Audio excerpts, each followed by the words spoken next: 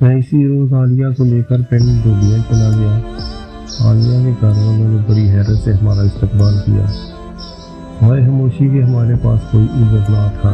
दोपहर तक दूसरी मुसल्ली घर का सामान भी ले आया। हालात ऐसे थे कि किसी को कुछ बताना भी मुश्किल था और छुपाना भी। मैंने आलिया को हौसला दिया कि कोटा वाला पिंड जा रहा हूँ, अल्लाह ने चाहा तो घर और कारोबार दोनों का मसला हल हो जाएगा, फिर हम भी वहीं शिफ्ट हो जाएंगे। तूने किसी को कुछ नहीं बताना, इंशाल्लाह शाम तक खुशखबरी सुनाऊंगा तुझे। मैंने अड्डे पे जाके मामू कांजन की बस पकड़ी और 2 घंटे बाद कोटा वाला जा उतरा। पिंड में कोई जानने वाला तो था नहीं, सीधा एक मीनारा मस्जिद जा पहुंचा। गेट पर बारी बरकम ताला लटक रहा था। मैंने जरी से अंदर झांकने की कोशिश की तो पीछे से आवाज आई, भाई पंजाहना दूसरी तरफ है। मैं फौरन पलटा और मस्जिद के पीछे से होता हुआ बाजार की तरफ निकल गया। धक्का धक्का दुकानें खुली थी, गलियों में आवारा गर्दी के सिवा कोई चारा ना था। ज़ोहर की नमाज से पहले मस्जिद के खुलने के इम्कानात सुपर थे और नमाज में अभी 3 घंटे बाकी थे। कुछ देर बाजार में मटर गश्त के बाद एक सराशा चेहरा नजर आ ही गया, मौलवी शरीफ सल्फी का। कमालिया के एक मुनाजरे में इससे मुलाकात हुई थी। शरीफ बड़े पुख्तपाक अंदाज से मिला, मकान से उठकर मुझसे बगलगीर हुआ और चाय वगैरह का ऑर्डर दिया। बाजार में इसकी इस्लामी केस्ट और किताबों की दुकान थी। साथ में टोपी, तस्वीर, अजवा, खजूर, कलवंजी, शहद, सुरमा, अतर भी सजा रखा था। काफी बड़ी दुकान थी। शरीफ बड़ा ही गपबाज मौलवी था। कुछ देर इधर उधर की हाँकने के बाद कहा, खैर तो है, आज सवेरे सवेरे मतलब कोटा वाले में क्या कर रहा है तू? मैंने दुकान के सामने कुर्सी पर देर होते हुए कहा, जनाब बशीर सल्फी साहब से मिलने आया था, मसीत ही बंद है तुम्हारी, खैरियत है? कोई रिकॉर्डिंग शिकॉर्डर है? टेप रिकॉर्डर केसट किधर है तेरी? मैंने एक ठंडी सांस लेते हुए कहा, बस यार मुकद्दर की केसट की उलझ गई है अपनी, घर उजाड़ के बैठा हूँ, कभी कोई आसरा करे। वो मैंने ही नजरों से मुझे घूरते हुए बोला, खैर है? मतबल कोई तलाक शलाक का केस तो नहीं? मैंने कहा, हाँ यार तलाक का ही केस है, लेकिन केस बिगड़ गया है। कुछ मेरे पिंड के मौलवी ने बिगाड़ा, कुछ तेरे पिंड के मौलवी ने। अब ना उधर का हूँ ना इधर का। वो मेरे पास बैठते हुए बोला, बात क्या है, साफ साफ बता। मैंने चाय की प्याली रखते हुए कहा, मुझसे गलत फहमी में तलाक दे बैठा हूँ अपनी वोटी को हफ्ता पहले। शेख बशीर साहब से फतवा लेकर गया था, सिर्फ एक तलाक वाकया हुई है, उम्मीद थी घर बच जाएगा, लेकिन अभी तक दर बदर फिरता हूँ। वो आंख मारते हुए बोला, मतलब लड़की वाले नहीं मान रहे या लड़के वाले? मैंने कहा, पिंड का मौलवी नहीं मान रहा, बाकी तो सारा जग राजी है। वो एक कहका लगा के बोला, एक लतीफ़ा है कि जंगल में गीदड़ को अखबार का टुकड़ा मिल गया। उसने तमाम गीदड़ों में जाके ऐलान किया कि मुबारक हो सजरों, आज हमें पिंड में दाखिले का परमिट मिल गया है, मेरे पीछे पीछे कतार बना के चले आओ। तो जनाब गीदड़ों का गोल इसके पीछे चल पड़ा। अब जो गांव के करीब हुए तो लोगों ने उठा लिए सोटे। ये भी कि गीदड़ वापस भागा। सज्जनों ने कहा, उस्ताद भागता क्यों है, परवट तो था ना। कहने लगा, बेवकूफों ये सब अंगूठा छाप है, अनपढ़ जाहल है, मतबल पढ़ा लिखा तो इनमें है कोई नहीं, किसको दिखाऊं परमट? तेरे साथ भी वही हुआ है गीदड़ों वाली, मतबल जाहल क्या जाने से बशीर के फतवों को है। तू फिक्र ना कर, मेरे पास 3 तलाक पर मुस्तनिद किताबें मौजूद है, गारंटी देता हूँ अल्लाह कसम ऐसे ऐसे दलाइल है कि तेरे मौलवी की माँ ही मर जाएगी। मैंने कहा, देख शरीफ, मुझे मौलवी की माँ नहीं मार दी, मैं तो पहले ही पिंड से भाग चुका हूँ। अब गीदड़ को हो या शेर, मुझमें इस मौलवी का मुकाबला करने की हिम्मत नहीं। वो बोला, हिम्मत नहीं तो फिर करा दे हलाला, कर दे अपने मौलवी की चाप हुई। वो भी जब तक कलमा हक ले के बादल के सामने खड़े नहीं होंगे ना, तो यूं सवार होते रहोगे। अच्छा अगर तू खुद नहीं बोल सकता ना, शेख बशीर सल्फी को ले जा, मुनाजा करा ले अपने मौलवी से, मतलब केसट भी रिकॉर्ड हो जाएगी और तेरे मौलवी का रिकॉर्ड भी बच जाएगा। मैंने कहा, 10 साल हो गए मुनाजरों की रिकॉर्डिंग करते हुए, आज तक मैंने किसी मौलवी का रिकॉर्ड बजते नहीं देखा। हारेगा तो रिकॉर्ड बजेगा ना, रिकॉर्ड तो हमारा बजता है जैसे मेरा बज रहा है। ओ भाई तू जलती पर तेल ना डाल, मेरा घर बसने दे। मैं सल्फी मसलक अख्तियार करना चाहता हूँ, इसलिए आया हूँ मौलवी बशीर के पास। اس کے چہرے پر چمک بیدار ہوئی، وہ کرسی سے اٹھ کر میرے گلے لگ گیا اور کافی دیر تک میری پیٹھ تھپتھپاتا رہا۔ پھر چھوٹے کو واضح اور پیسے پکڑا کر کہا، شوقی، وہ سامنے جیجے کی دکان سے پاؤ جلیبی اور 2 7 اپ پھاڑ کے لا۔ ٹبڑے کو لت بجی اور اس کا کب نکل گیا۔ ماشاءاللہ، سینے میں ٹھنڈ ڈال دی یار تو نے، رب کا شکر ادا کر جس نے تجھے ہدایت بخشی۔ میں نے کہا، بس شکر ہے اس کی ذات کا، اب اگر کوٹا والا میں ایک چھوٹا سا گھر اور دکان مل جائے تو پوری عمر شکر گزار رہوں گا مولوی صاحب کا۔ وہ کرسی پر بیٹھتے ہوئے بولا، پیسہ کتنا ہے تیرے پاس؟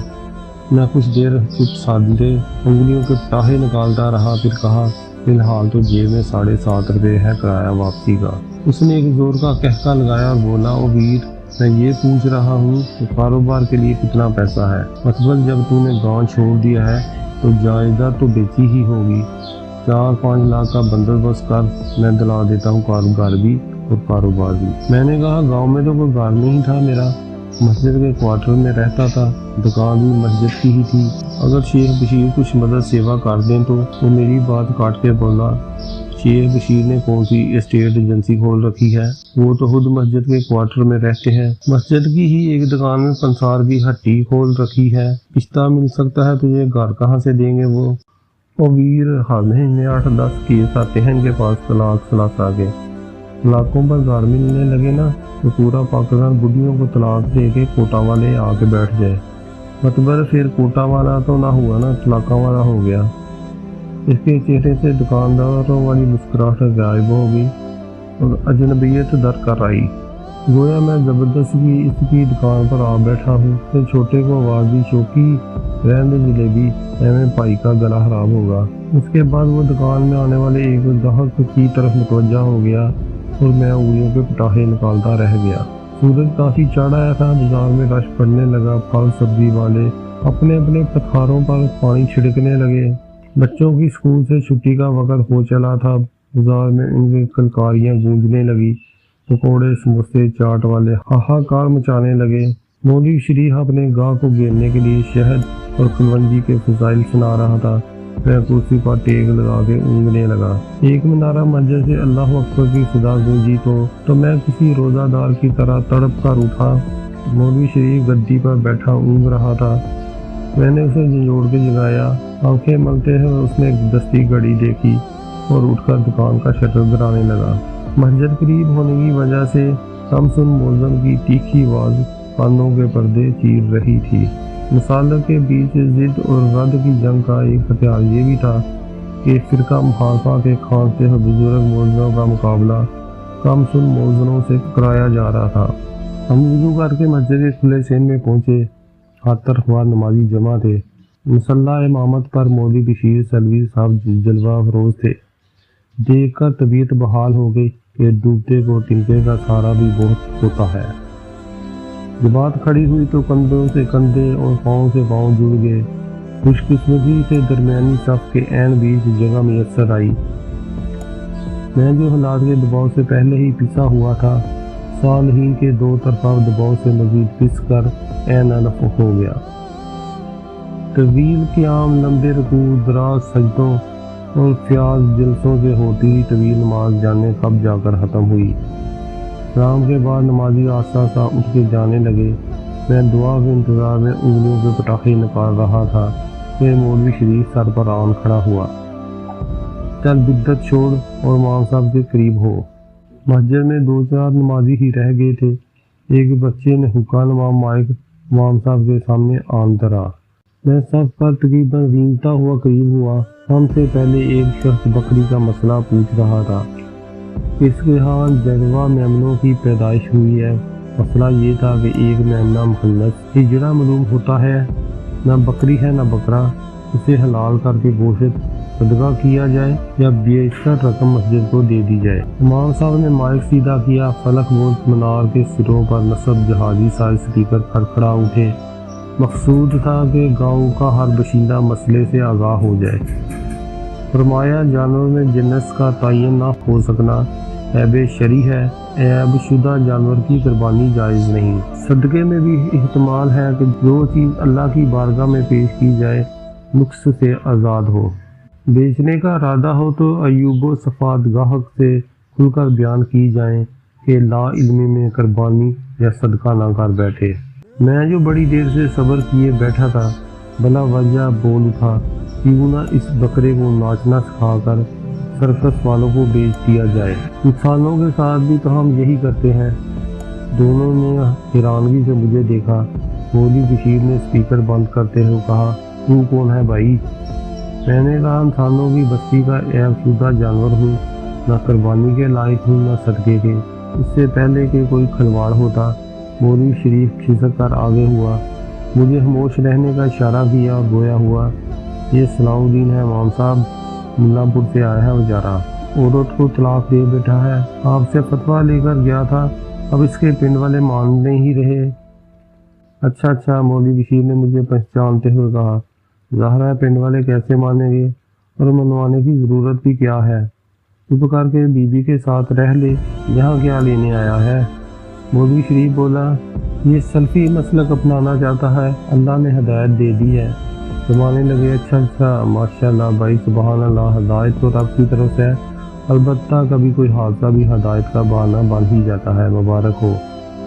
میں نے کہا، خیر مبارک، اس حادثے نے سچ میں میری زندگی بدل دی ہے، آپ سے مبارک ہاتھ پر سلفی مسلک قبول کرنا چاہتا ہوں۔ داڑھی بھی بڑھانے کا ارادہ ہے، انشاءاللہ کل سے پجامہ بھی کٹوا دوں گا، بس یہاں اس پنڈ میں ٹھکانا اور کاروبار مل جائے بس۔ انہوں نے پہلے میری طرف دیکھا، پھر مولوی شریف کی طرف، پھر بولے، کون سا کاروبار کرتے ہو؟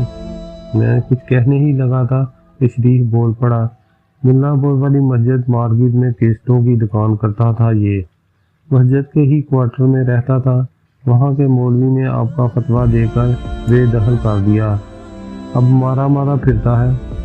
میں نے کہا، حضرت کاروبار ٹھکانا سب برباد ہو گیا ہے، بالکل تلاش ہوں، بس صرف پانے کی جگہ چاہیے اور ساتھ کوئی چھوٹی سی دکان، باقی کام میں خود سنبھال لوں گا، انشاءاللہ قسطوں میں رقم لوٹا دوں گا۔ اور داڑھی پر ہاتھ پھیرتے ہوئے بولے، دیکھو بیٹا جی، ہم تو خود مسجد کے کوارٹر میں رہتے ہیں اور مسجد کی ہی ایک دکان میں پنسار کی ہٹی چلاتے ہیں، ایسا کوئی وعدہ ہم نہیں کر سکتے، ویسے بھی مسجد کے بدلے گار اور کاروبار دلانا قادیانی کا شیوا ہے، اور تو جانتا ہی ہے کہ وہ جھوٹے اور مرتد ہیں۔ میں نے تڑپ کر کہا، تو پھر سچے مذہب میں ایک بے آسرے کو چھت دینے کا کوئی رواج نہیں، ایک غریب کو حلال روزگار دلانے کا کوئی وسیلہ نہیں؟ تو کچھ گڑبڑائے، پھر فوراً ہی سنبھل کر بولے، نہیں صلاح الدین بیٹے، یہ بات نہیں، میرا مطلب یہ ہے کہ بیٹھے بٹھائے گھر اور کاروبار کون دیتا ہے؟ وہی دے گا نا جسے غرض ہوگی۔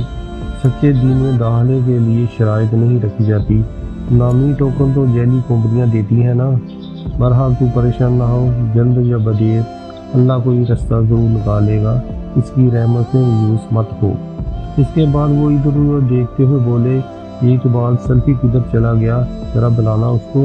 ایک چھوٹا سا لڑکا جو صحن میں کود رہا تھا مسجد کے اندر بھاگ گیا، کچھ ہی دیر بعد لوٹا تو ایک لمبے ترنگے مولوی کو لے آیا۔ مولوی صاحب نے کہا، اقبال یہ نوجوان اللہ کے فضل سے سلفی مسلک قبول کرنا چاہتا ہے، اسے مولانا سیالکوٹی کی صلوات الرسول اور مولانا چنوٹی کی حاشیے والی تفسیر کا ایک سیٹ دے دو، اس کے علاوہ مسئلہ طلاق پر میں نے جو 2 کتابیں لکھے ہیں وہ بھی، اور میرے خطبہ جمعہ کی 4-5 کیسٹیں وہ بھی نکال لانا، خصوصاً امینی فی الجہر اور فاتحہ خلف الامام والی۔ اقبال آرڈر لے کے مسجد کے کتب خانے کی طرف بھاگا۔ میں نے مایوسی سے کہا، اب میرے لیے کیا حکم ہے؟ وہ جٹ بولے، واپس اپنے پنڈ جاؤ، حق سچ کی تبلیغ کرو، دیکھو دین میں تکلیفیں تو آتی ہی رہتی ہیں، یہی ایمان کی جانچ ہے، ان تکلیفوں کا مقابلہ کرو، حق پر ڈٹ جاؤ۔ میں نے کہا، گاؤں سے تو بے دخل کیا جا چکا ہوں، دھوبیاں پنڈ میں پڑا ہوں۔ وہ بولے، اچھا وہ شبیر شاہ والا پنڈ، وہاں تو محنت کی بڑی سخت ضرورت ہے، شبیر بدعتی کا مول اکھاڑنا بہت ضروری ہے، لیکن پہلے تو اپنے گھر والوں پر محنت کر، یہ بہت اہم ہے، تیرا ایمان دے کر ان کا دل ضرور پگھلے گا۔ یہ دن دولت مال دنیا کسی کوئی حیثیت نہیں بیٹا، سب دھوکے کا مال ہے، اصل چیز ہدایت ہے جو رب کی طرف سے ہے۔ چراغ جل اٹھے تو اندھیرے خود بخود بھاگ اٹھتے ہیں، کیا پتہ تیری وجہ سے ایک دن ملا پور بھی सल्फी पुर बन जाए।